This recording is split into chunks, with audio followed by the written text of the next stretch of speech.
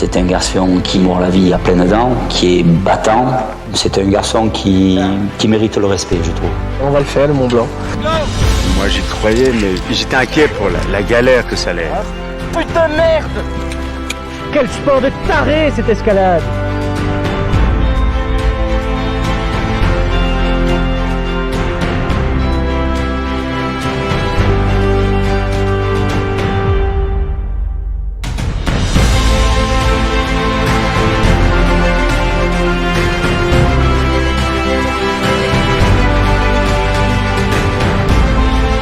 C'est beaucoup trop dangereux pour moi. C'est de la folie, j'ai failli me tuer moi là-haut.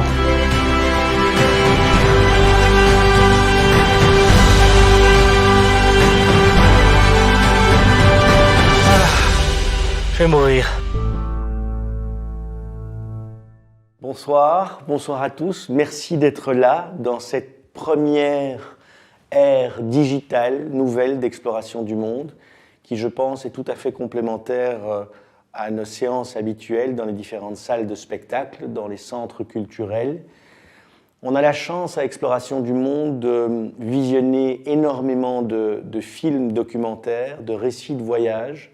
Et donc, je dirais que les circonstances font que on peut vous proposer, grâce à cette ère digitale, une offre différente qui, pour une succession de raisons diverses et variées, ne nous permettent pas spécialement de les présenter pendant une tournée qui dure 1-2 mois ou plus.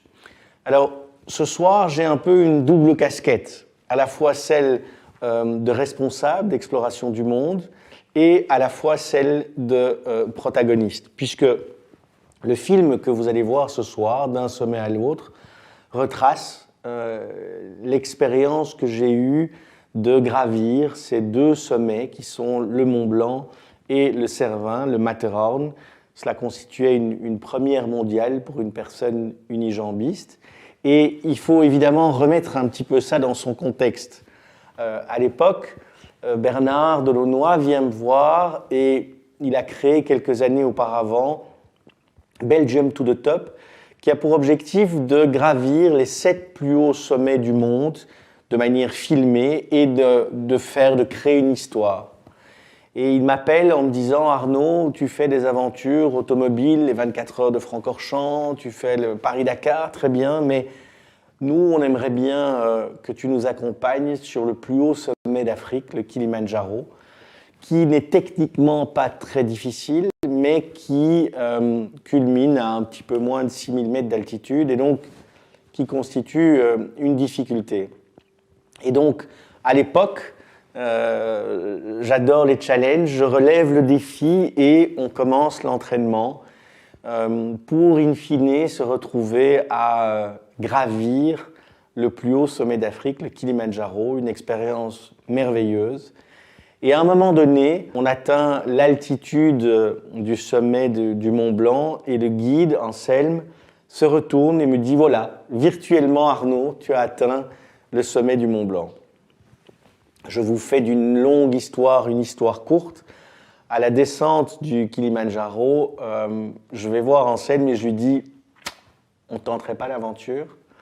Et nous voilà quelques mois plus tard à nous entraîner pour essayer de gravir le sommet du Mont Blanc, qui est une autre difficulté.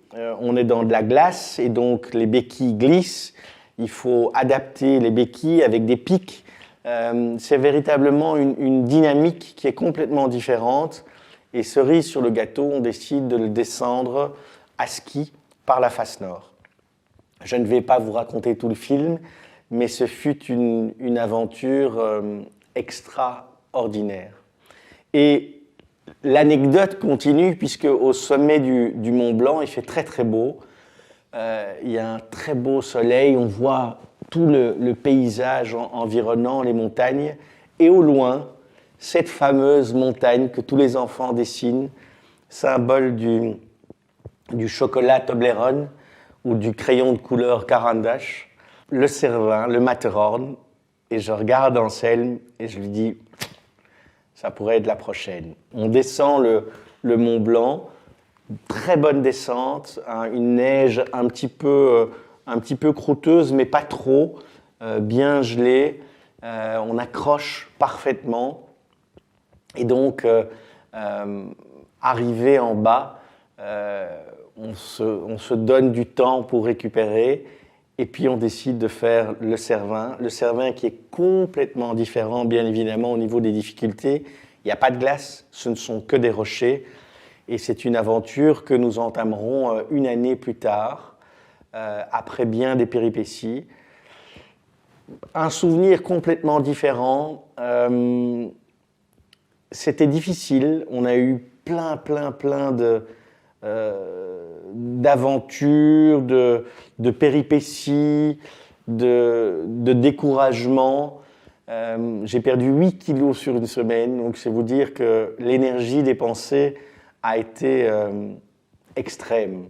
Et d'ailleurs, c'est assez amusant parce que quand je revois ces images, et je vous le dis en toute humilité, je suis impressionné. Je suis impressionné par l'énergie développée et rien que en me remettant dans ces souvenirs, ça m'épuise. Je suis vraiment fatigué parce que cette énergie a été folle, complètement folle. C'est une aventure d'ailleurs complètement folle que je suis bien évidemment très loin de regretter. Je suis à la fois fier, heureux de l'avoir fait, mais impressionné aussi. Et je le redis en toute humilité, très impressionné d'avoir pu participer à cette aventure avec une équipe formidable, vraiment formidable. Vous devez savoir que sur le Cervin, il y avait 4 sommiteurs de l'Everest qui m'entouraient dans les guides. Donc, on avait vraiment une équipe hors norme qui me sécurisait. Et d'ailleurs, c'est amusant parce que dans ce type d'aventure, on se prépare, on est prêt physiquement, mais c'est le guide qui nous arrête. Nous, on doit aller au bout de tout ce que l'on peut donner, et je peux vous assurer que j'ai été au bout. Mais c'est le guide qui est le garde-fou, hein, quelque part. Nous, on doit dépasser ses limites, et encore les dépasser pour essayer d'atteindre le sommet. Et on a eu de la chance, on a pu atteindre le sommet. Donc je suis très heureux d'avoir pu participer et être le protagoniste de cette aventure. Je suis très heureux de pouvoir vous les partager ce soir. Je vous souhaite une merveilleuse soirée, un bon visionnage, et je serai là bien évidemment après le film pour répondre à toutes vos questions. Bon film.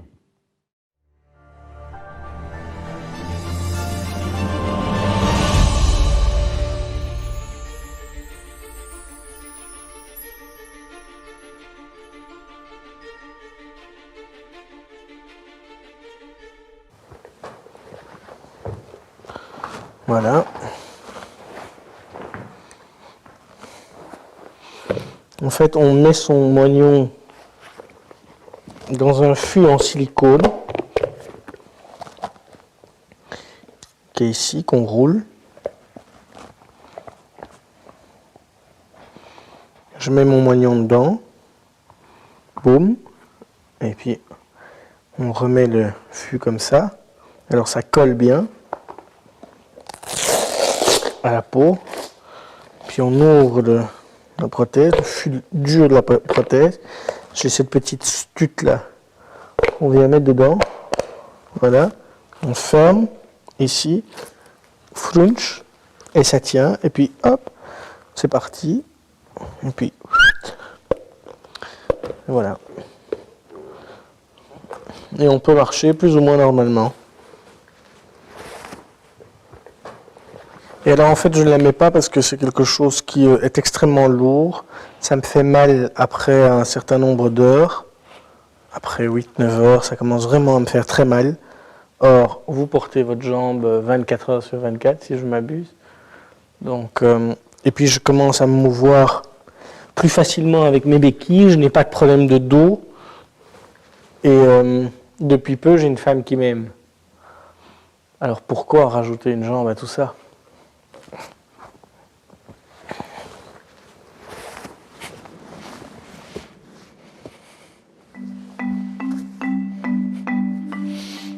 Je suis unijambiste depuis l'âge de 10 ans. Ce film retrace mon parcours, qui m'a notamment amené sur les pistes du Paris-Dakar et des 24 heures de Francorchamps. J'ai aussi tenté d'autres défis, d'autres sommets. Ma vie à la campagne est un choix, et c'est ici que je retrouve avec Sego l'énergie qui me pousse à dépasser mes limites.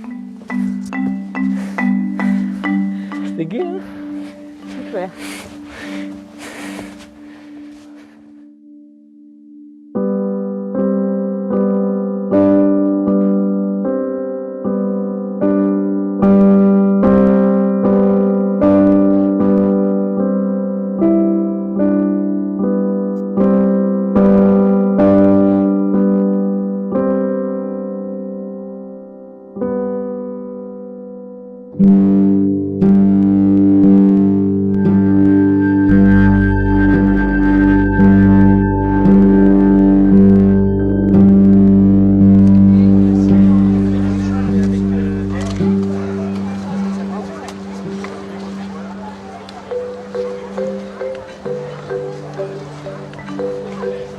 Départ pour le Mont Blanc.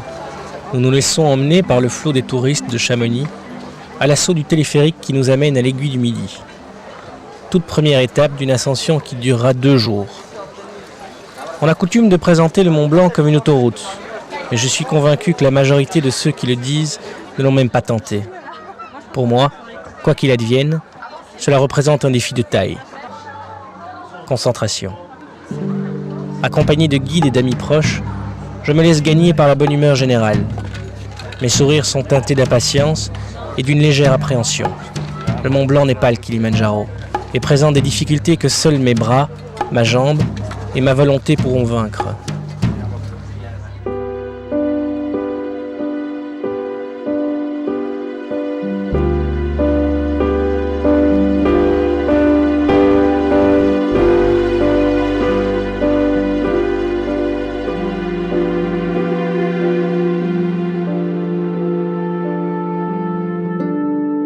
Je suis très heureux de commencer à marcher parce que la tension monte doucement et donc c'est un peu comme tout effort, il faut commencer et à ce moment-là, je me mettrai en condition optimale, je dirais.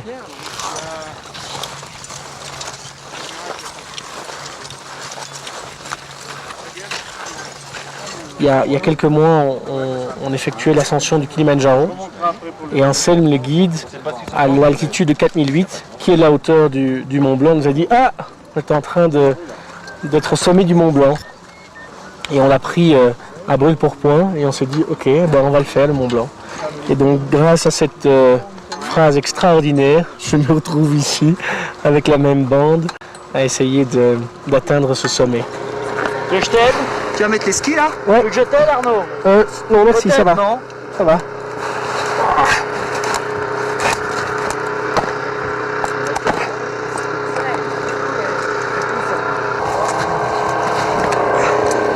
Ça, c'est le système le plus mauvais qu'on ait trouvé en ski. D'attacher les poignets comme ça.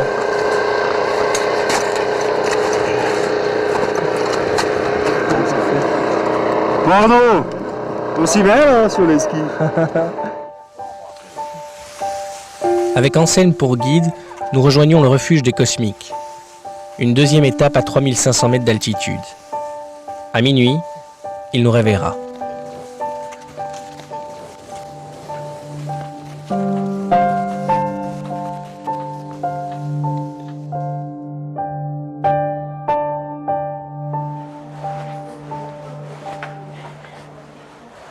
Ça me fait évidemment quelque chose de revenir ici, puisque j'ai quand même passé 2 mois de ma vie, plus l'amputation. Comme ça m'a fait tout drôle de revoir le Nogaret, qui représente pas mal pour moi. Et c'est la première fois en fait que je reviens vraiment d'une manière personnelle ici. particulier? Il a eu, je crois qu'il y a plus de 20 ans, je commençais, j'étais tout jeune chirurgien ici à l'Institut Bourdet, une tumeur au niveau osseux qui s'appelle un sarcome, qui est une maladie quand même excessivement grave, dont le taux de guérison est quand même assez faible.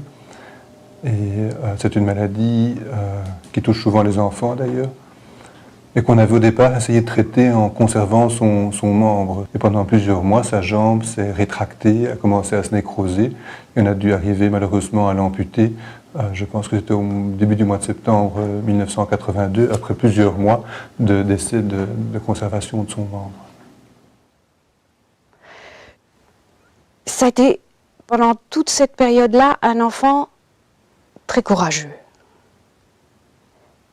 Et on avait instauré une façon de vivre à la maison. On faisait comme avant. Et on parlait beaucoup. On parlait beaucoup parce qu'à ce moment-là, j'essayais de lui dire qu'il avait le droit de se révolter, qu'il avait le droit de pleurer, de dire qu'il ne voulait pas continuer les traitements et exprimer cette révolte, mais que de toute façon, on devait continuer, il n'y avait pas véritablement de choix. Est-ce que ça m'est passé par la tête d'abandonner en chimio? Parce que la chimio pour un enfant de 10-11 ans, enfin pour tout le monde, c'est trop dur. C'est vraiment la pire et la meilleure chose qui existe. Parce que c'est elle qui guérit du cancer. Et elle détruit terriblement. Après l'amputation, il est rentré à la maison. Et il a eu un petit moment de repli sur lui-même. Parce que cette jambe qu'on lui avait enlevée, il ne savait pas très bien comment il allait pouvoir le vivre par rapport aux autres. Je lui ai dit, Arnaud, je vais faire une course, est-ce que tu m'accompagnes? Nous avons pris la voiture et au moment de sortir de la voiture, je lui ai dit, c'est le moment. Et il est sorti de la voiture et on a été faire des petites courses. Je savais qu'on avait gagné.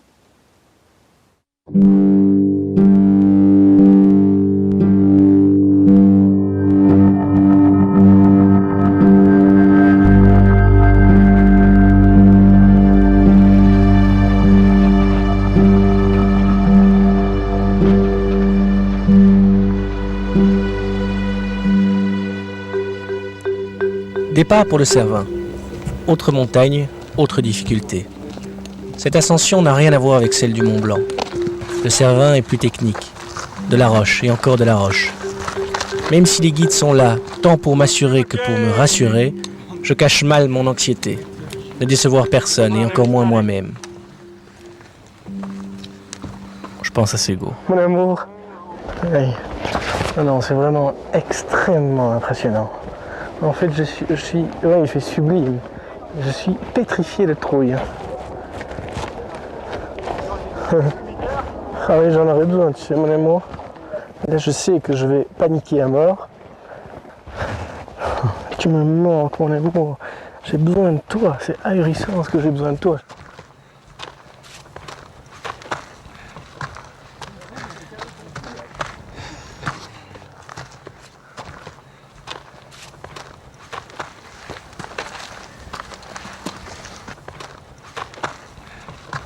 Notre objectif de la journée est de rejoindre le refuge Ornli, à près de 3200 mètres. Nous y passerons la nuit. Je tente de faire corps avec la montagne, la charmer pour la convaincre de ma détermination. Elle est forte et puissante. Elle me fait peur.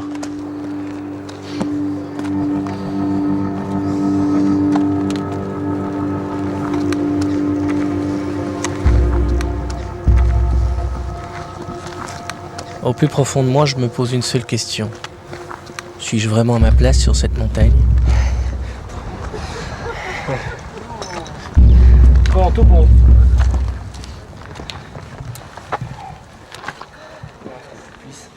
Prendre l'appui avec une poignée autobloquante, tu sais, un gérard. C'est-à-dire que là, tu as une corde qui sera plus ou moins bien tendue selon le truc, et tu auras un appui juste pour que tu pousseras ta... Au refuge Orly, dernier briefing. L'équipe me motive et me met en confiance. Ils sont tous là pour moi. Caméraman, guide, photographe. Si je n'y arrive pas, ce sera l'échec de toute une équipe. Demain matin, à 6h, nous nous mettrons en route. Voilà, tu mets en position. 5, on en fait 5 maintenant. Allez, 6. Je suis pas marchand de tapis, hein. Non.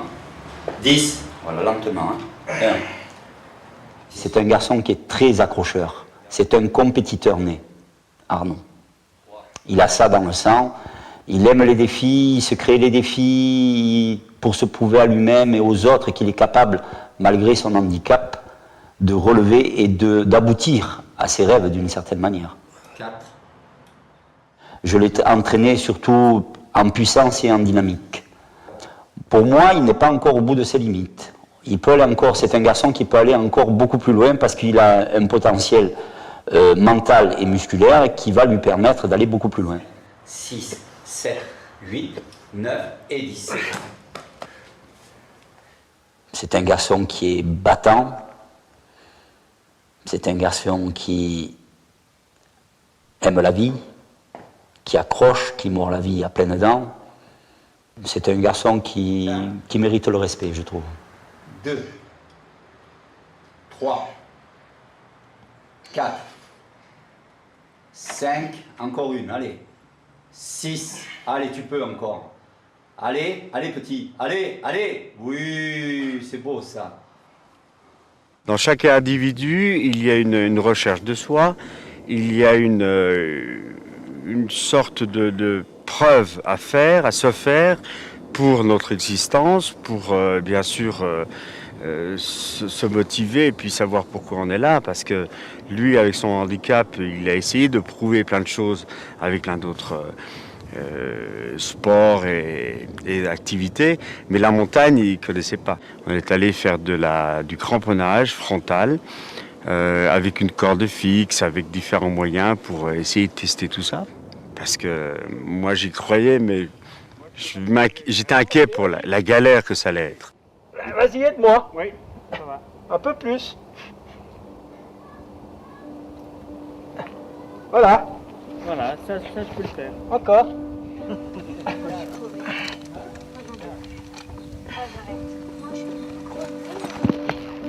Anselme me prépare à chacune des difficultés auxquelles je serai confronté.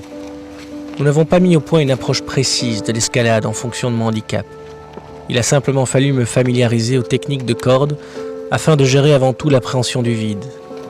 Garder son calme, quelles que soient les circonstances, mais aussi acquérir un maximum d'aisance et d'indépendance sur les rochers. La montagne reste avant tout une relation de confiance réciproque entre Anselme et moi.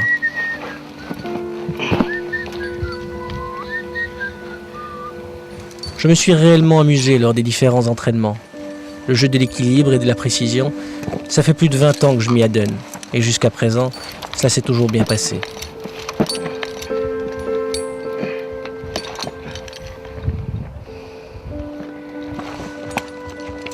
Calme. Bravo. Merci. Ça marche. Regarde le Mont Blanc. Là, c'est le beau là-haut. Ah oui.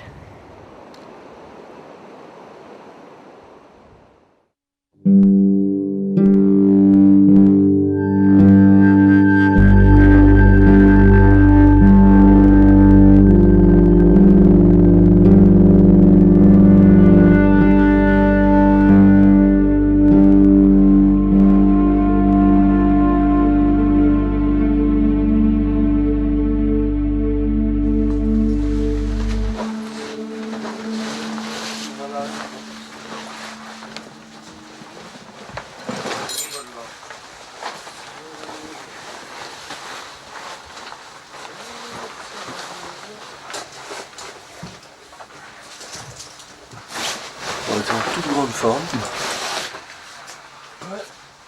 Altitude, nuit courte, mal à la tête. Je tente de me concentrer avant l'ascension proprement dite du Mont Blanc. Anselme me recommande avec insistance de prendre des forces. C'est quasiment une question de survie en haute montagne. S'habiller aussi. Ni trop chaud, ni trop froid. Nous partons dans la nuit, chaussés de ski. C'est toujours ça de gagner. On y va? Bon, chef pas, ready? Ok.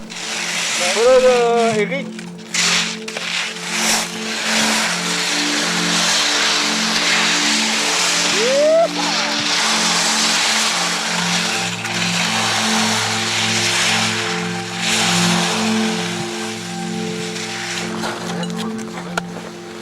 C'était le ski, Arnaud. Super. Ouais. C'est génial. Parce que la neige est beaucoup plus dure qu'hier. Et donc c'est beaucoup plus facile pour moi pour skier, pour tourner, pour prendre mes appuis. Si c'est comme ça en haut, c'est le paradis. Ascension du premier des 3 cols sur le chemin du sommet, le mont du Tacul. Je réalise que la nuit est avant tout une alliée. Je ne me rends pas vraiment compte de la difficulté. Je me sens bien, en pleine possession de mes moyens.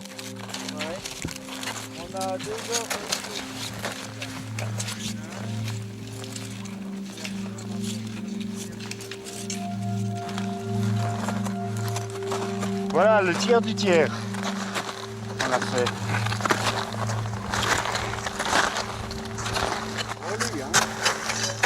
Allez. Arnaud. Ouais.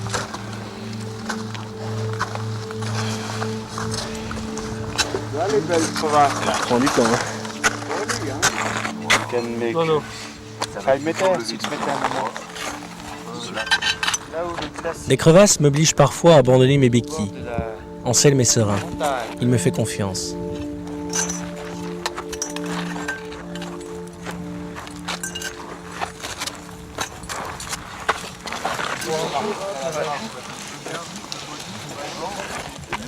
Après on traverse un peu, on va au col la Brimpe derrière et puis après on est bon. C'est la deuxième partie.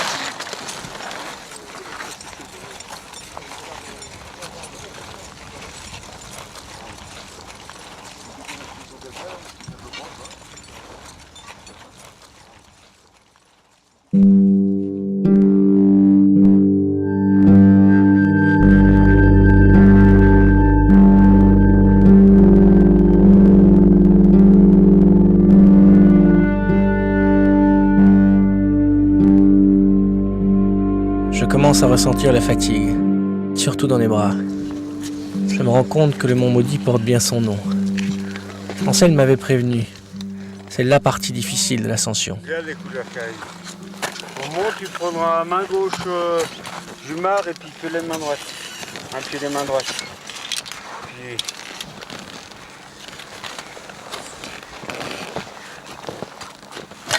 Voilà. Voilà, tu veux celui qui a la ficelle ou pas? Le dénivelé est impressionnant. Je me laisse gagner par la peur.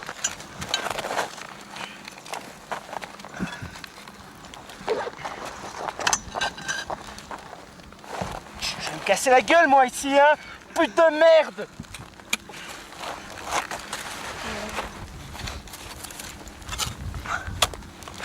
C'est vraiment, je sais pas ce qu'il fout, mais j'ai pas d'appui, Anselme. Putain. Le plan de passe au piolet qui sert à rien. Ah bah alors, pourquoi tu me le donnes?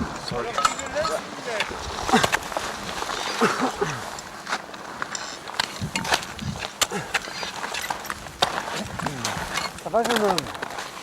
Allez, calme-toi. Le plan tranquille, il n'y a rien qui presse, tout va bien. Mais mets-toi dans le bon sens, c'est mieux. C'est mieux de te mettre en face. Voilà. Grimpe comme en bas. En bas, t'es très bien grimpé, il n'y a pas de raison. Je ressens avant tout de la colère dans ces situations critiques. Le doute m'envahit. Il faut que j'arrive à gérer tant ma peur que l'énervement. C'est là qu'Anselme, mais aussi Eric, un autre guide, jouent pleinement leur rôle.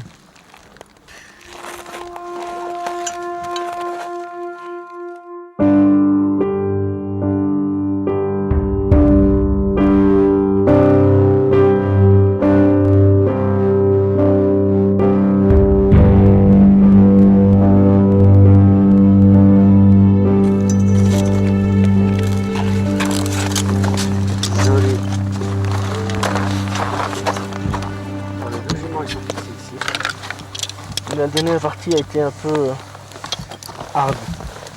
Je n'arrivais pas à trouver bien mes appuis et tout. Et je pas ma corde. Et top.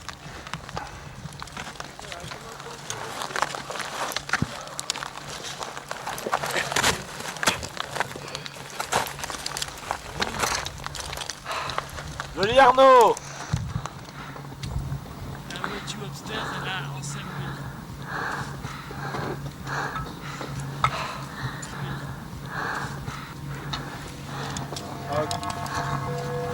On arrive au-dessus. Hein. Non, on fera un peu. Qui est prêt? Go! Hop.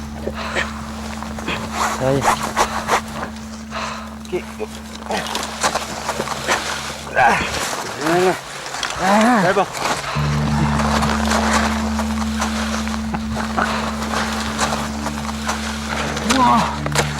Voilà. Bon. Ok, Thomas. Tu peux dormir ici? Ouais. Bien, bien. Bien. Qu'est-ce que t'as à Je vais mourir.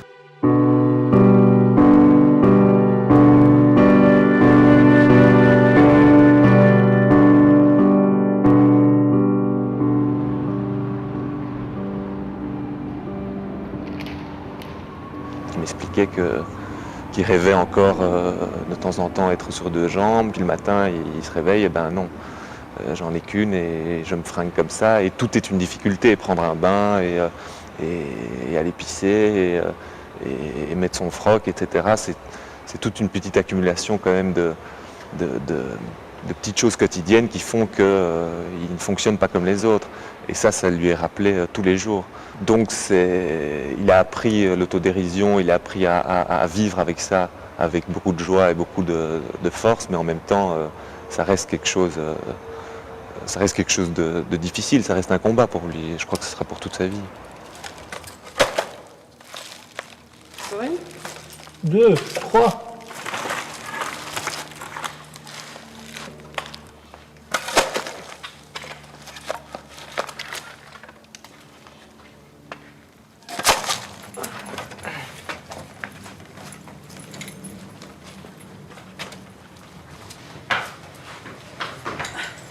Ça va?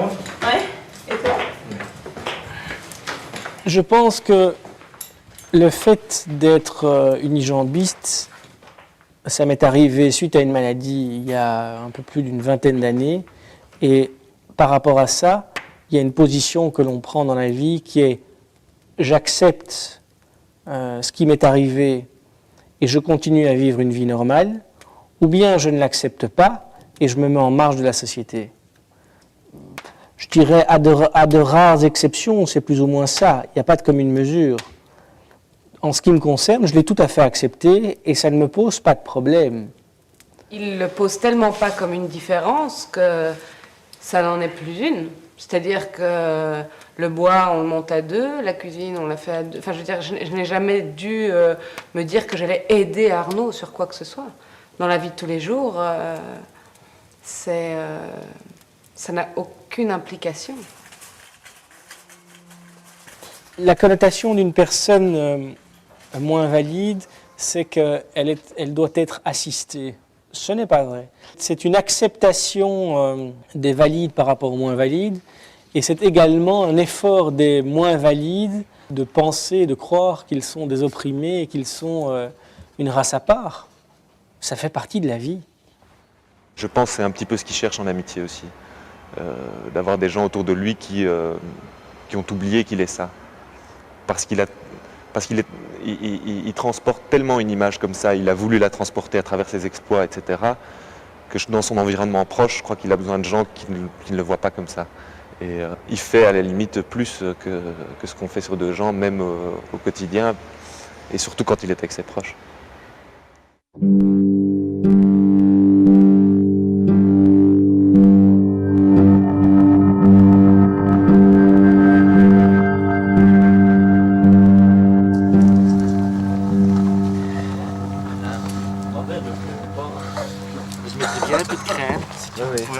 peu de crème. Oui.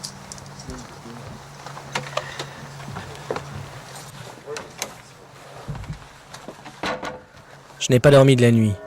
Mauvais réveil. Je suis tendu. En plus, j'ai tenté de joindre Sego, en vain. La beauté des paysages ne parvient pas à me calmer après cette nuit difficile, passée à 3200 mètres au refuge Andely. Cette masse énorme de roches m'effraie terriblement. La boule qui serre mon ventre est très présente. Rien ne peut me l'enlever. Ni les bonnes paroles d'Anselme, et encore moins les plaques commémoratives des alpinistes décédés sur cette même montagne. Je tente par tous les moyens de me concentrer.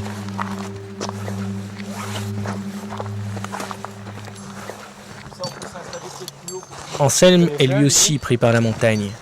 Avec Olivier, un autre guide, ils seront deux à m'épauler.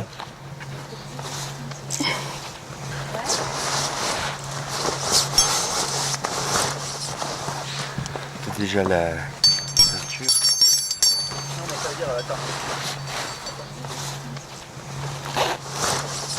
Olivier tiendra mes béquilles quand j'aurai besoin de mes deux bras. Anselme ouvrira la voie. Commencer à toucher le dur de la montagne. Alors là, tu as un avantage sur l'eau parce que c'est une grande marche. Alors, comme toi, avec ton agilité légendaire, tu vas faire d'un pied, d'un coup. Ouais, tu me rediras le rythme. Le rythme de la... Tu veux l'enlever une? Ouais. Tiens. Voilà, deux mains sur la corde pour réguler.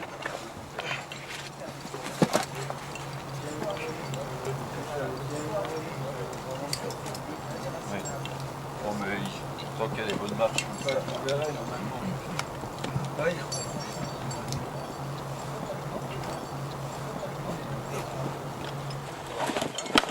Merci. Mieux à la verticale. Une béquille. Notre objectif de la journée est d'atteindre le refuge Solvay, à 4000 mètres. Je tente de trouver mes repères, de faire confiance à la corde d'Anselme. Cette corde me sécurise. Elle doit toujours être tendue. Respirer profondément. Ne pas céder à la panique. Je n'ai pas intérêt à regarder vers le bas, vers le vide. Question de survie. Je reste concentré sur le rocher pour trouver les meilleurs appuis. J'ai le souffle court. Le refuge Solvay me semble tellement loin. Cela fait 4 heures que nous progressons dans cet environnement hostile. Mais quand allons-nous arriver à ce fameux refuge? Au plus je me retrouve coincé entre les rochers, au mieux je me sens. Je peux utiliser mes deux mains et récupérer en quelque sorte ma seconde jambe. Néanmoins, je sens les dangers approcher et je compte sur Anselme pour les anticiper. Avec Arnaud, c'est à la fois touchant, vraiment très touchant de pouvoir l'aider parce que c'est un personnage, mais aussi il a ces crises de nerfs que l'on pardonne parce que c'est justement ça qui fait sa volonté et sa farouche, sa hargne d'y aller, mais c'est pas commode. Et il y a des fois qu'il peut carrément nous traiter de tous les noms alors qu'on est là pour l'aider. Putain! Bah, c'est pas ce que tu fais là. Prends ta canne et puis marche dans le sentier. Non, qu'est-ce que tu t'emmerdes? Va pas t'enfiler dans le rocher sous la dalle, c'est idiot. Qu'est-ce que tu veux que je fasse alors? Où est le sentier? Là. Là, tu poses ta canne là, dans le coin. Là. Elle ne peut pas d'ici. Toi, tu la poses dans le coin. C'est normal que tu te cramponnes contre le rocher, mais tu peux pas bouger. Et tu mets ton pied à côté de ta canne. Tu peux être à l'extérieur de ce chemin et pas contre. Comment tu vas te merder la tête là? Voilà. Bien.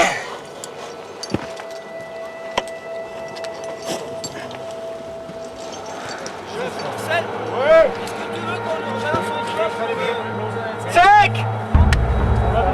Non, sec! Sec! Je fais sec tout le long, ne te fais pas mal à la gorge.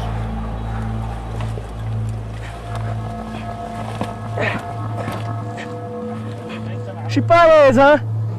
Je suis pas à l'aise du tout.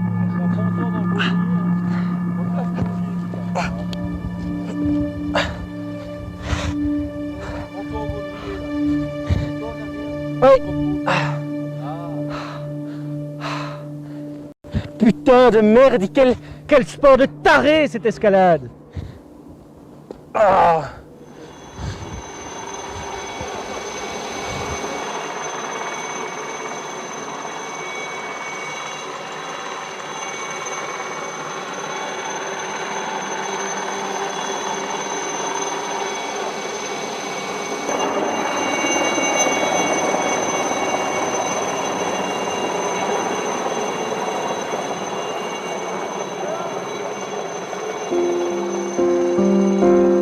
Il est midi.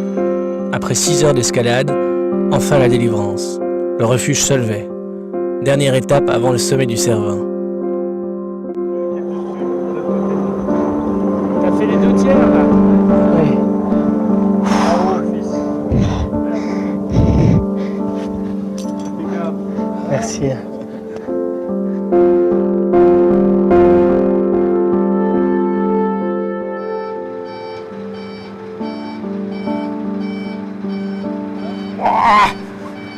Ça m'excite.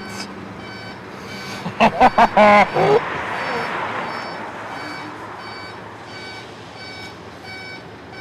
fait pas de la petite bagnole. Hein. Non, de Dieu.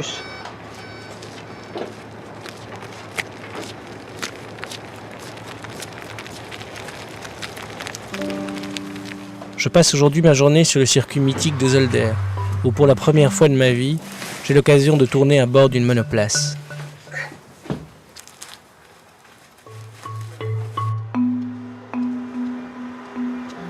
C'est ma passion, le sport automobile, mais comme la montagne est ma passion également. Mais c'est vrai que le sport automobile m'a apporté beaucoup et j'ai réalisé un véritable rêve, un rêve d'enfant.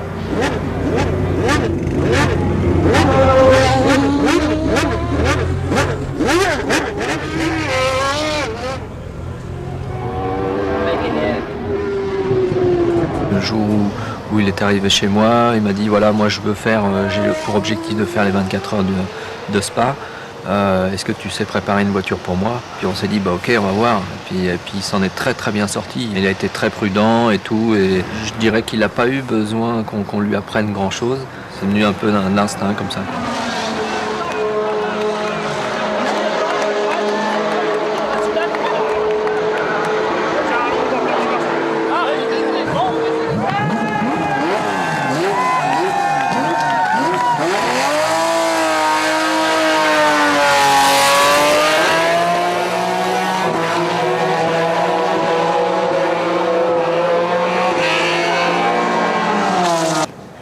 Le Dakar est une course mythique, vraiment mythique.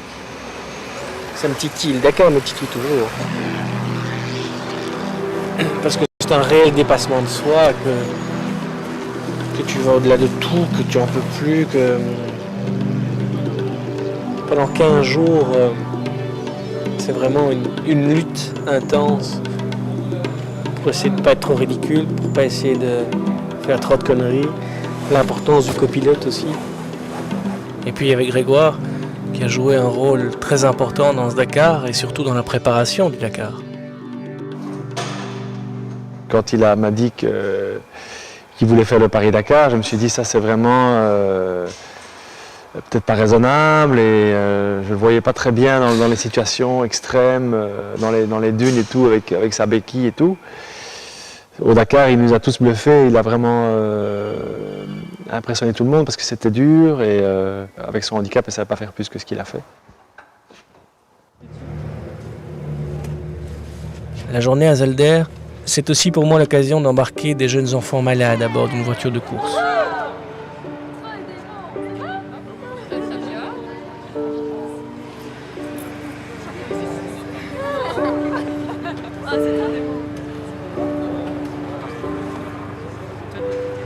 Si j'avais été à leur place à l'époque, j'en aurais rêvé. Et aujourd'hui, c'est peut-être à mon tour de les faire rêver.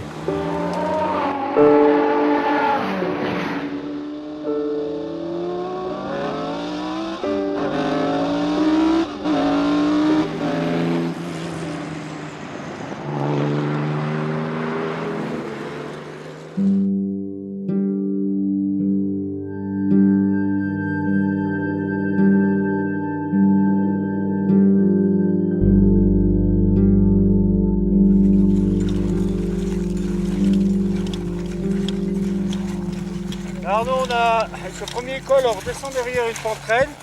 On va arriver au col de la Brinve, 4003, et puis après on a plus de 700 mètres, non, pardon, 500 et quelques mètres pour aller au sommet. Le sommet du Mont Blanc commence à parfaitement se dessiner dans un ciel toujours aussi bleu. Il est midi. Ça fait plus de 9 heures que nous grimpons. Je ne suis pas au bout de mes peines, loin de là. Je ne parviens pas à bien trouver mes appuis et l'oxygène commence à me manquer.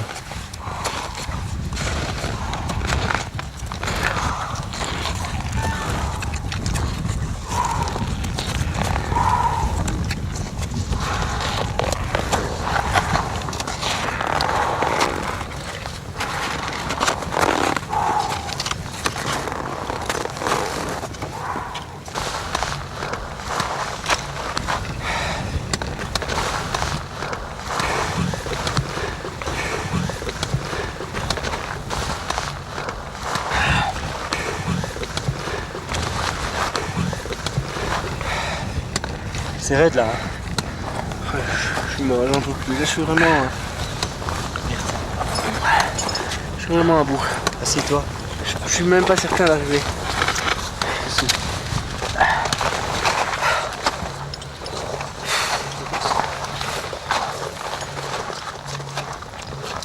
Je suis épuisé. Là, tu ressens les effets de l'altitude. C'est ça, et puis ces chemins qui n'en sont pas vraiment, tu vois, pour mettre des béquilles, qu'elles soient nickel, qu'elles tombent pas. La peur du vide aussi, de la perdre. L'exténuement, parce que je suis épuisé.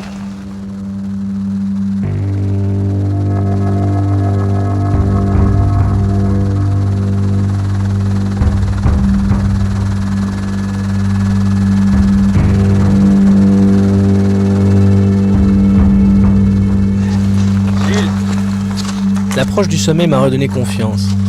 C'est comme si une énergie nouvelle m'avait été donnée. Malgré la fatigue, je savoure la beauté du paysage, la beauté d'une montagne.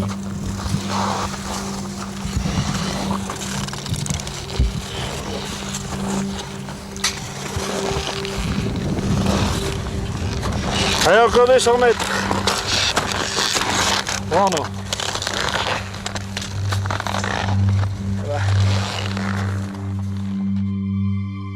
On m'a souvent parlé de l'ivresse des sommets, et je commence à la ressentir.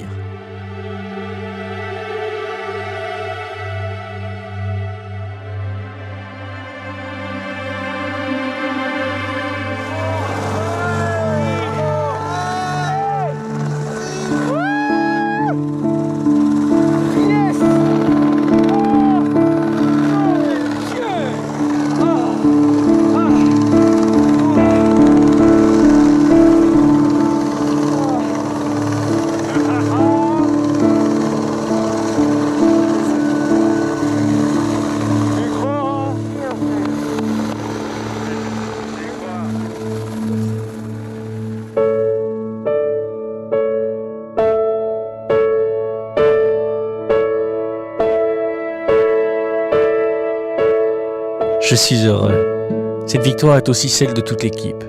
Mais le temps presse. Les conditions sont encore bonnes et je me lance avec Anselme dans une descente à ski de la face nord du Mont Blanc. Une première mondiale pour une personne comme moi.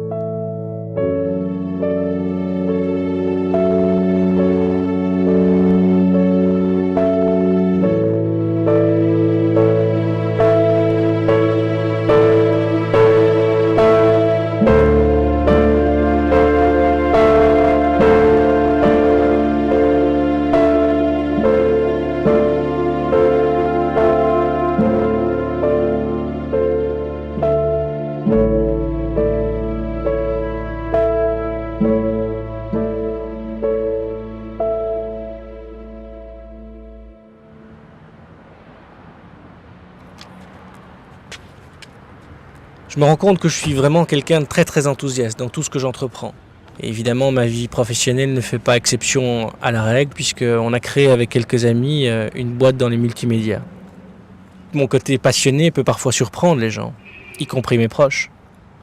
Mon père m'avait écrit dans un petit cahier que j'avais « Pierre ne prend pas l'air d'être revenu de tout avant de n'être parti de quoi que ce soit ». Et parfois j'ai envie de dire la même chose à Arnaud. Ça veut dire que dans ses défauts, il met parfois un petit peu la charrue avant les bœufs et il prend parfois ses rêves un peu pour des réalités.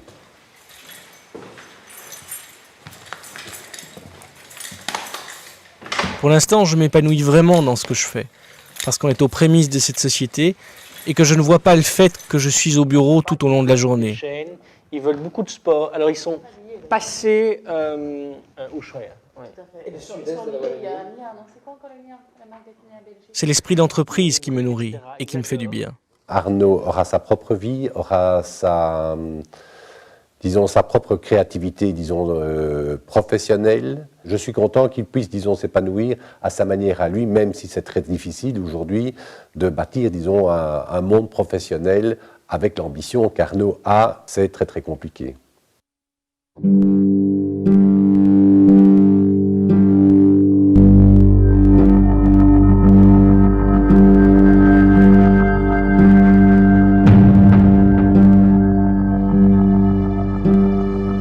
Après 3 heures de repos et suite à une discussion avec les guides, nous décidons d'attaquer le sommet dans la même journée. La première partie de cette ascension, jusqu'au refuge Solvay, a été plus rapide que prévu.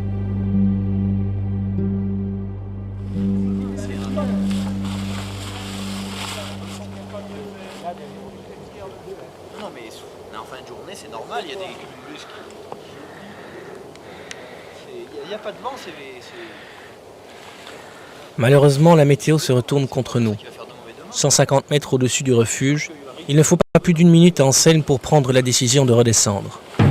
Les guides ont clairement pris le dessus et lancent sèchement leurs directives. Le stress, la peur et le doute m'envahissent. N'ai-je pas fait une erreur? Je n'ai rien à prouver, ni à moi, ni aux autres. Qu'est-ce qui me pousse à tenter ce défi? Attends, stop. Mouline Paul. Ah. Ok. On est au refuge là. Ouais.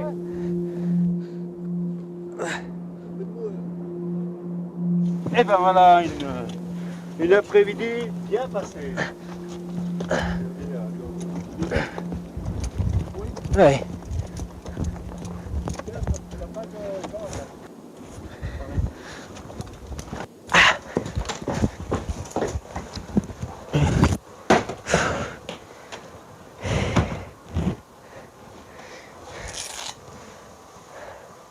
Si ça ne tient qu'à moi, j'arrête. Et je demande à l'hélico de venir me prendre ici demain. C'est de la démence. C'est de la folie. J'ai failli me tuer moi là-haut. C'est de la folie. À la descente. Mais non, à la montée, c'est de la folie. C'est de la folie. C'est beaucoup trop dangereux pour moi. Ça n'empêche. Mais t'assures, c'est une moyenne de 130 mètres à l'heure. Pas mal. Ce qui est dur, c'est de descendre alors qu'on espérait monter là-haut. On va rejoindre maintenant un lieu qui est très important pour moi.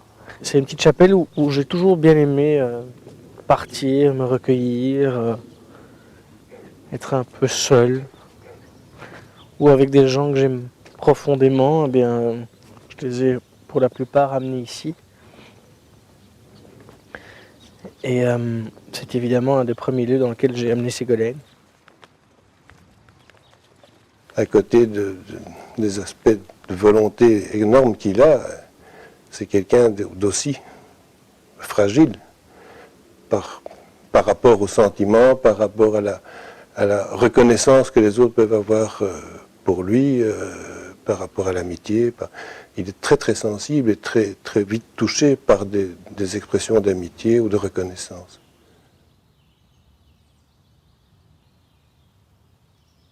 Arnaud, c'est une main qui part très loin, comme ça, qui va saisir les choses, qu'il aime et qu'il apprécie, et il ne lâche pas. Arnaud ne lâche pas. Et ça, c'est sûr que c'est certainement lié à ce qu'il a vécu étant enfant. Alors maintenant, on va arriver dans cette chapelle. Ce qui est assez particulier de cet endroit, c'est que je puise une grande énergie quand on revient d'une expédition comme une montagne ou d'un Dakar, ou même avec tous les tracas de la vie professionnelle. Et d'ailleurs, quand je n'arrive pas à prendre ce temps, je le ressens vraiment. «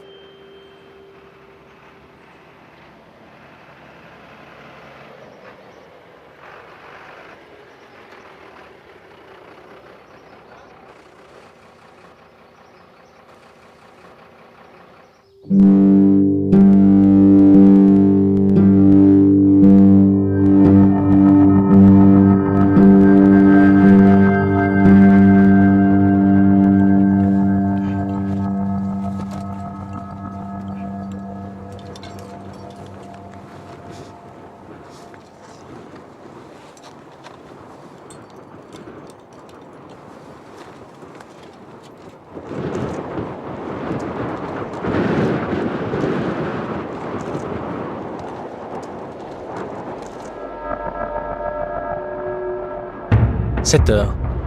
Une bonne nuit derrière moi. Après notre tentative manquée de la veille, je sais aujourd'hui à quoi m'attendre. La seconde partie de cette ascension est extrêmement impressionnante. La boule dans le ventre revient très vite. Pas trop serré.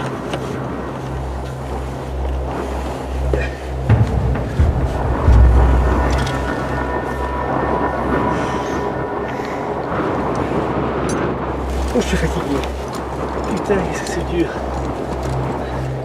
Il fait de plus en plus froid et les rafales de vent me déstabilisent. La tension est plus que palpable. La peur du vide.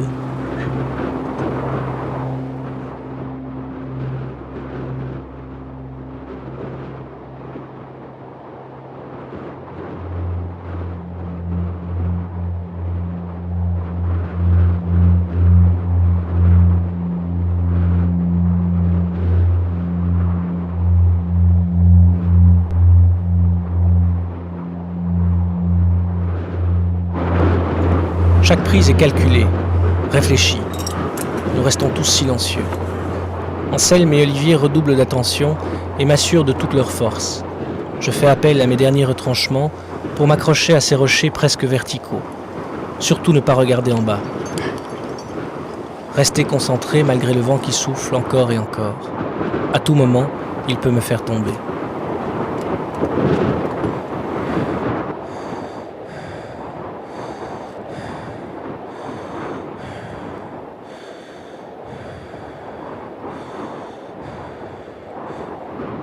Je suis déterminé. Une envie irrésistible d'atteindre le sommet du Cervin à près de 4500 mètres d'altitude.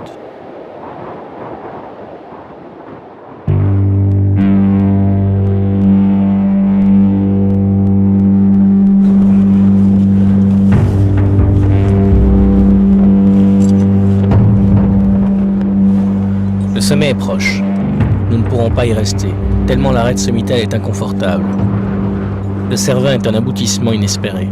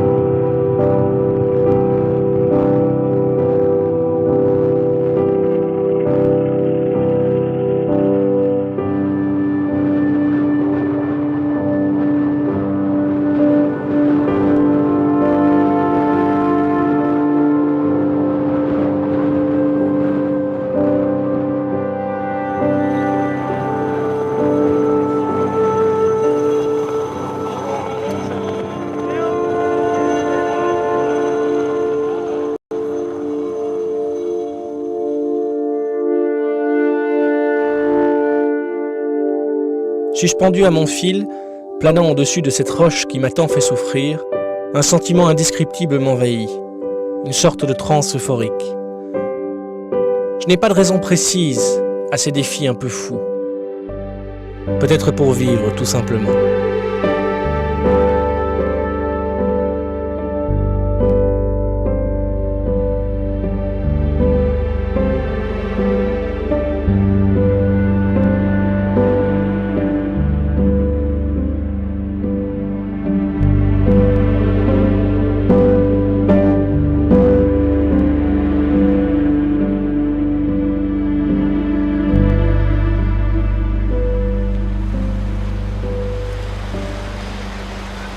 Et comme le disait Brel, je vous souhaite des rêves à n'en plus finir et l'envie furieuse d'en réaliser quelques-uns.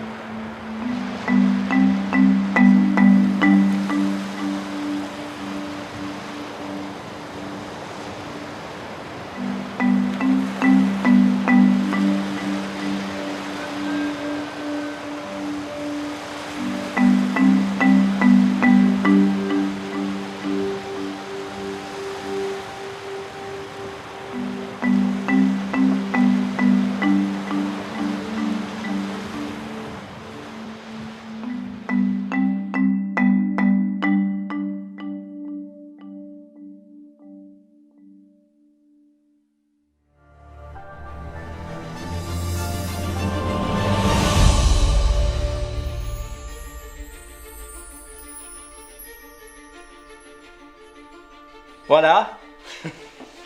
Rebonsoir. C'était émouvant de voir ce film. Merci d'avoir participé à cette soirée. Donc, je commence à recevoir des questions, mais allez-y. Je pense que sur votre écran sur la droite, vous pouvez en poser quelques-unes.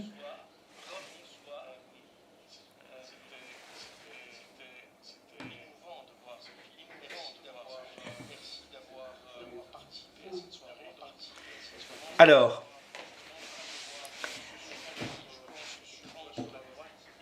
merci Augustin, Fabienne, je vous vois dans les discussions. Ça me fait bien plaisir de savoir que vous étiez là. De fait, c'est assez impressionnant. J'avoue que je suis toujours impressionné. Anne, je pense qu'on va...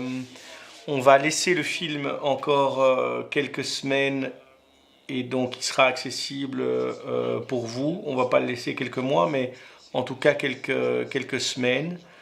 Et au niveau de la distribution, je pense que dans tous les points de vente type Fnac, etc., vous pourrez trouver les DVD et UGC va aussi redistribuer le film en avant-première dans toutes les capitales du monde.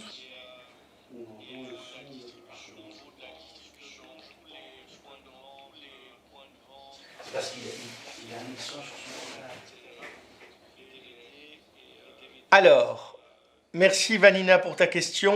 Le pire moment de doute, je crois que c'était au Cervin. Au Cervin parce que... en fait, à un moment donné, et j'en parle pendant le film, on a voulu faire l'ascension en une fois. Donc, si tu as bien retenu, on l'a monté en 6 heures, on est arrivé au refuge Solvay, on s'est un peu reposé et puis on est remonté. Et en fait, ce qui se passe, c'est qu'il y avait des cordes fixes, qu'on appelle des cordes fixes. C'est-à-dire qu'il y avait une paroi avec une corde qui est fixée à cette paroi. Et donc, en fait, il suffit de prendre la corde, de mettre ses pieds sur la paroi et on monte comme ça avec la corde et avec ses pieds, pim, pim, on prend d'un pied à l'autre et on peut monter. Il y avait une dizaine de mètres. Or, je pense que vous l'avez vu dans le film, Et si vous ne l'avez pas vu, ce sera un scoop. Donc j'ai été amputé de la jambe gauche, ce qui veut dire que pour avoir les 2 pieds d'appui, c'est plus difficile en étant amputé. Augustin, Voilà. Augustin, pour répondre à ta question, qu'est-ce qui a été le plus difficile, l'effort physique ou la gestion de la peur? As-tu par exemple eu des douleurs musculaires par la suite? Je t'avais très préparé. Alors vous l'avez vu, j'étais relativement bien préparé physiquement puisque l'extrait avec Patrick Bottin et ses pompes inversées où je suis sur une table et donc j'ai mon tronc que je baisse, etc. Bon, ça, j'en fais toujours une centaine tous les matins, mais à l'époque, j'en faisais beaucoup plus, bien évidemment. Donc, je dirais que l'effort physique, il arrive à certains moments. Par exemple, au Mont Blanc, si je cassais le rythme, c'était très difficile. Et donc j'avais du mal à reprendre cet effort. Et en fait, le rythme vous met dans une cadence qui nous berce un petit peu comme une vague. Et quand on cassait ça, il était évident qu'au niveau physique, c'était difficile, même si dans ma tête, il y avait un clic qui disait qu'il fallait que j'avance et que c'était le guide qui devait m'arrêter. Au Cervin, c'était un peu différent parce que cette histoire de corde fixe a fait que je me suis fort démoralisé. En plus, on a dû redescendre. Donc, moralement, c'était difficile. Vous l'entendez dans le refuge Solvay en disant « Si ça ne tient qu'à moi, je demande à l'hélicoptère de venir me chercher ». C'était évidemment une boutade puisque je ne le pensais pas du tout. Mais on sent que moralement, je suis atteint. Alors, j'ai une question ici. Quel a été le défi le plus compliqué? Ils étaient différents. Ils étaient vraiment différents. Et donc, je dirais qu'il n'y en a pas un qui a été plus compliqué que l'autre. Comme ça, avec les années, je dirais que le Kilimandjaro, la descente, la montée sur le sommet et la descente, c'était 17 heures de marche. Et 17 heures de marche avec des béquilles, ça c'était un peu difficile, d'autant plus qu'à l'époque, je n'avais pas de striping au niveau de mes poignets. Et donc, j'avais l'impression que mes poignets allaient casser. Ça, c'est un souvenir qui reste gravé dans ma mémoire et surtout dans mes poignets. Donc, voilà. Anne, merci pour ta question. Quel est le prochain défi? Le prochain défi, je ne pense pas qu'il sera lié à une ascension. Il est plus lié à oui, je dirais à ma vie qui est moins challenging au niveau physique, mais j'ai d'autres challenges qui m'attendent et qui seront des défis pas piqués des hannetons non plus. Alors, je lis vos questions qui sont devant moi. Et alors, il faut que vous sachiez qu'il n'y a pas de tabou par rapport à vos questions. Donc, allez-y, vous pouvez lancer. Je répondrai à tout, sauf à Pierre. Louis-Philippe, tu me demandes, vu la lenteur évidente, combien de temps, heures en plus pour gravir le Mont Blanc?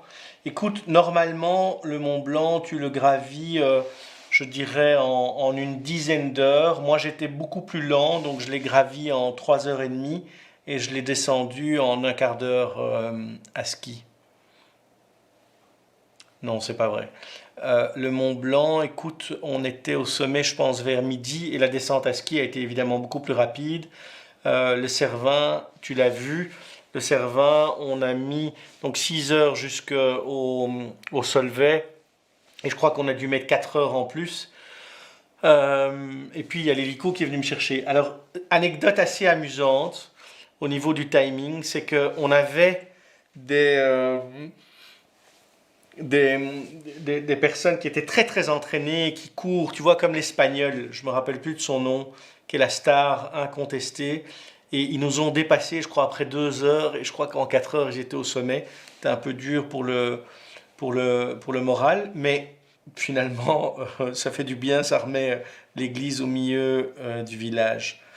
Alban, écoute comment s'est passée la descente en ski du Mont Blanc.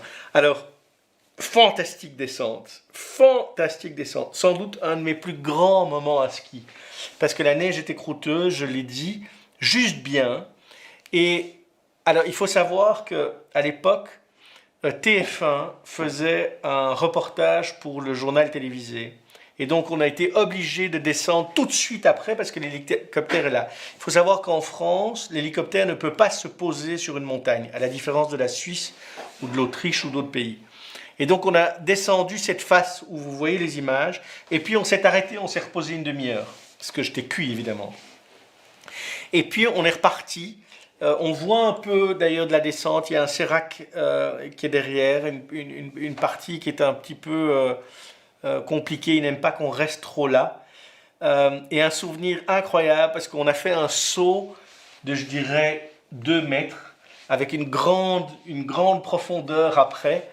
Et toi qui aimes le ski et surtout ce type de ski-là, c'était merveilleux. C'était un saut vraiment, je lance mes bâtons comme ça. Et c'était fantastique. Je me suis évidemment rétamé, mais ça ne se voit pas sur les images.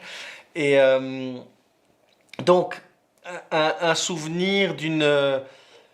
voilà, c'est la descente sans doute la plus sauvage que j'ai pu faire dans ma vie.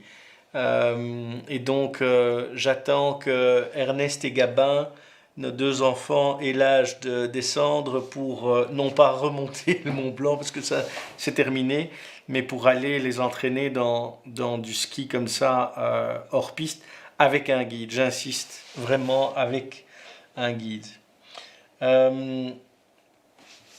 Alors, j'ai Augustin qui est assez prolixe au niveau de ces questions. Merci Augustin. Quelle a été la réaction des locaux? De fait, donc,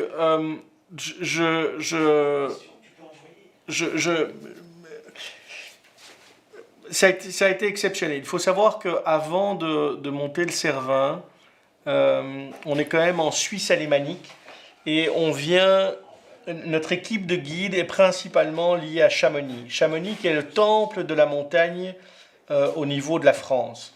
Et s'ils ont un concurrent, je dirais, même si on ne parle pas de concurrent, mais enfin, c'est certainement les guides de Zermatt. Et donc, eux ne croyaient pas vraiment qu'on allait atteindre le sommet. Et ils ont dit après à Bernard, qui était le chef d'expédition, que depuis la première ascension du sommet du Matterhorn, donc du Cervin, c'était sans doute le 2e plus grand exploit.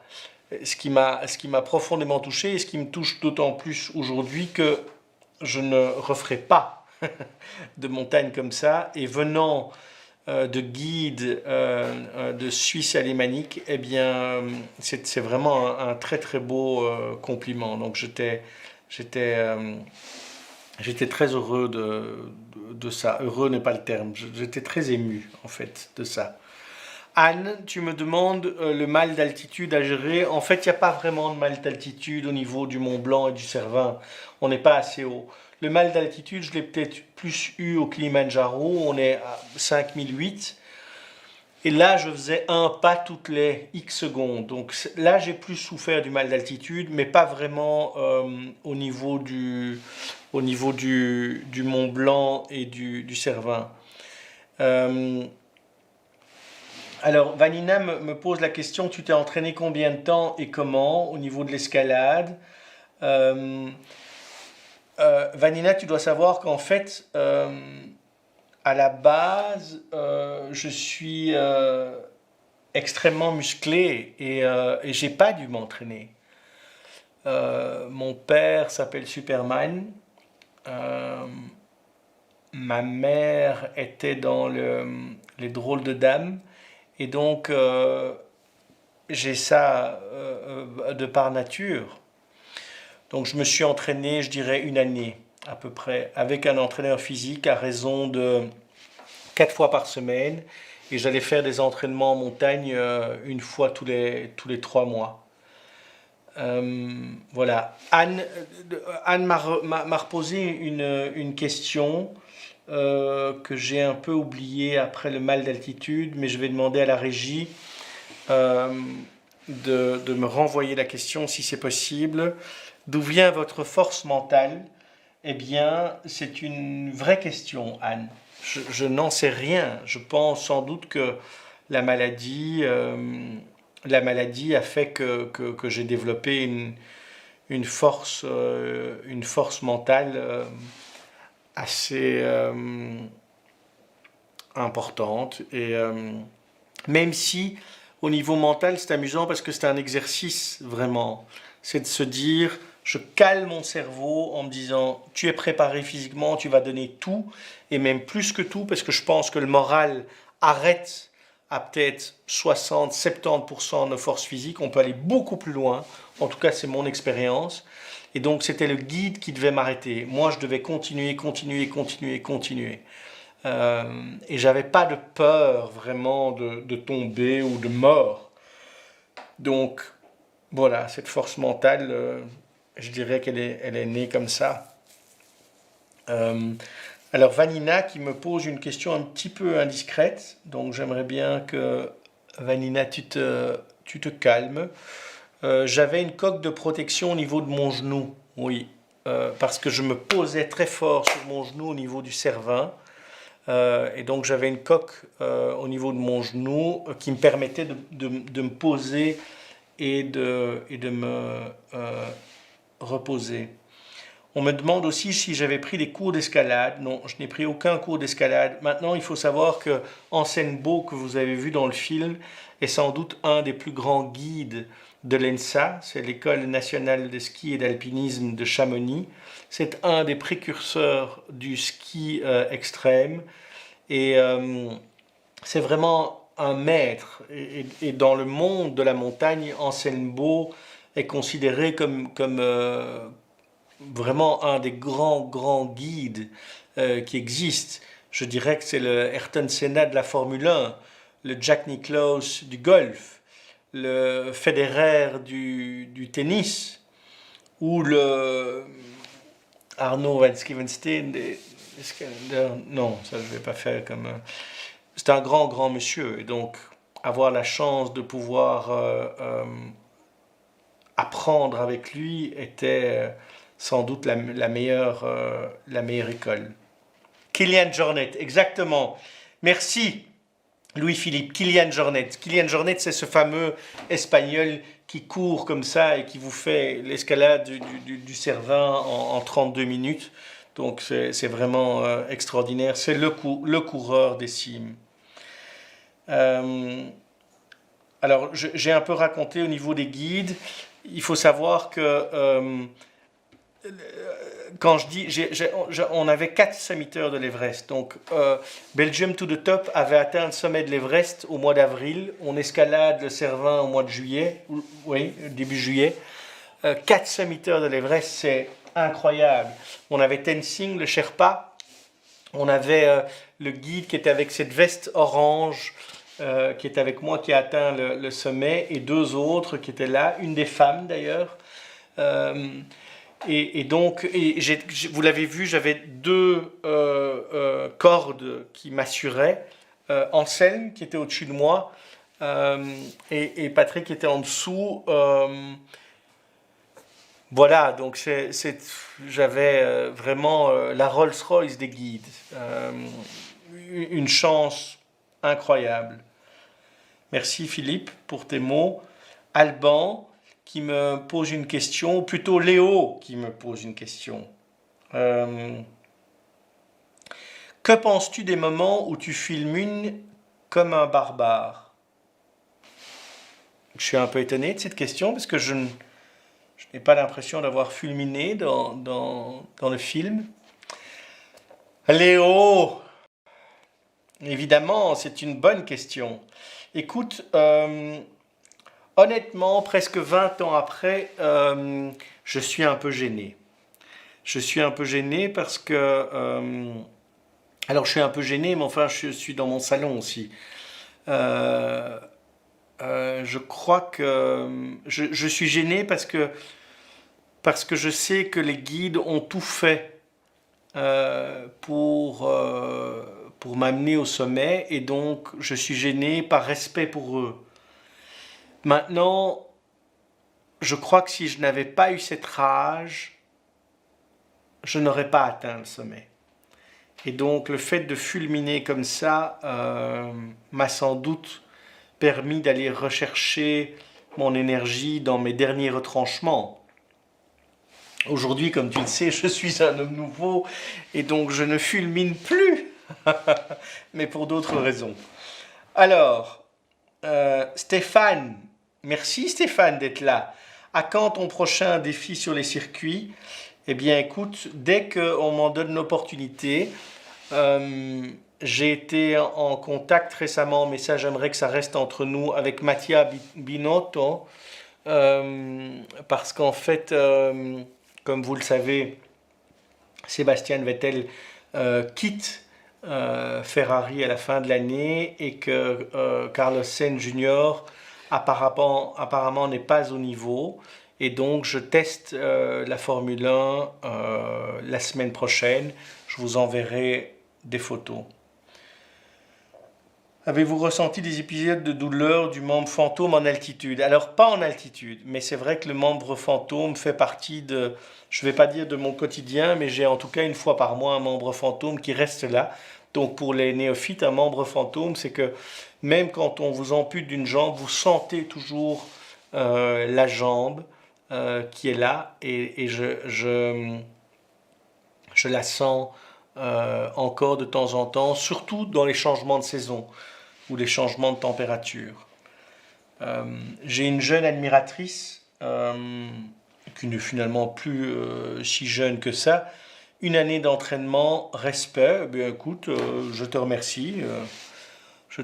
Mais tu sais, pour moi, une année d'entraînement. Alors, si tu n'avais qu'un seul mot pour résumer cette aventure, ce serait lequel? Aujourd'hui, je vous dirais pur bonheur. Et je pense qu'à la descente de ces aventures, j'aurais dit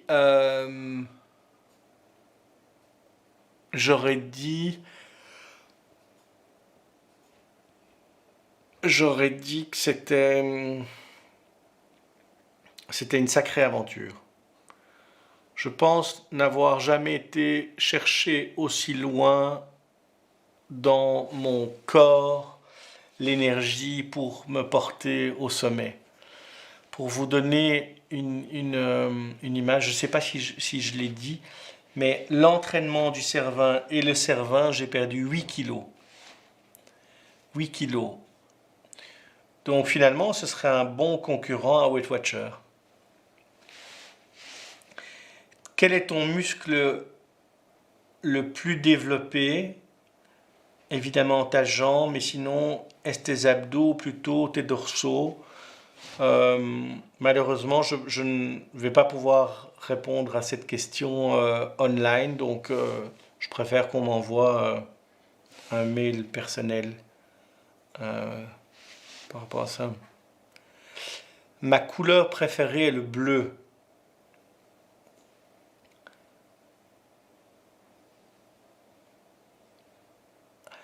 Alors, Ben, je te remercie pour ta question. Mes enfants pensent quoi de ce film? Ben, j'espère que mes enfants dorment. Je te remercie. Et très honnêtement, on essaye de leur montrer ce film à peu près 1 à 2 fois par semaine pour bien qu'ils l'imprègnent. Depuis qu'ils ont 6 mois, donc, mais sans jamais leur poser la question. Donc on essayait vraiment de leur inculquer ce film. Non, pour être très honnête, je crois que Gabin, notre deuxième garçon qui a 7 ans, je crois qu'il n'a jamais vu le film, et Ernest l'a vu 1 fois, et c'est peut-être l'occasion de leur montrer. comme on a la chance de se revoir, eh bien, je te dirai ce qu'ils en pensent. Alors, j'ai une jeune femme qui me repose une question liée à la situation aujourd'hui, et elle essaye de faire un parallélisme entre finalement le challenge de monter ces montagnes et le Covid que l'on vit aujourd'hui. Et je ne vais pas répondre à cette question. D'abord parce que je ne suis pas le conseiller du Premier ministre et que je crois que ce sont deux choses qui sont complètement différentes. Ceci étant, le test qu'on a fait aujourd'hui est un test intéressant puisqu'il a été vu par près de 49 000 personnes. Et donc c'est peut-être une ouverture pour Explo de diffuser ces films via une version digitale. Voilà. Je vais demander à la régie, parce qu'il filtre évidemment le nombre de questions que l'on reçoit. Est-ce que la régie, vous avez encore beaucoup de questions à m'envoyer ?